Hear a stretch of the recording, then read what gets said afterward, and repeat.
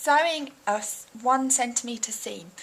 Depending on the thing that you're sewing will depend on your seam allowance. If you're sewing something big, then you'll have a bigger seam allowance. Fashion is usually a 1.5 centimetre seam allowance. If you're sewing something smaller, like a bag or a toy, you might have a 1 centimetre seam allowance.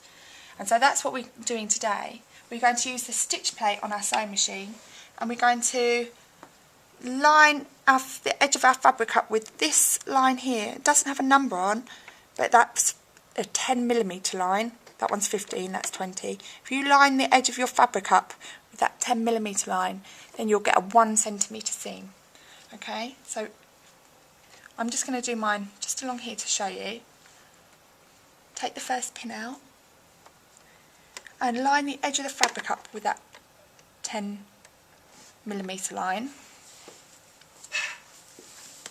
And we're going to do 3 stitches forwards, 3 stitches backwards, then we're going to keep sewing all the way to the end, nice and steadily, all the time keeping the edge of the fabric lined up with that 10mm line.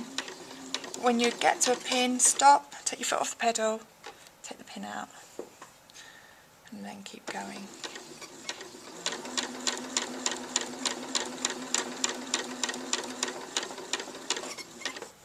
Stop, take the pin out, and when you get to the back,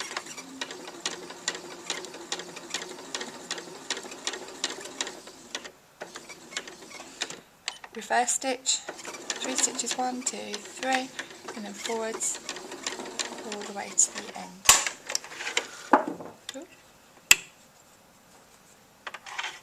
And then depending on what you're making, you might want to press your seam open like this. You might want it to be closed, you might want to do a zigzag or an overlooking edge finishing stitch, but I'll show you those in another video.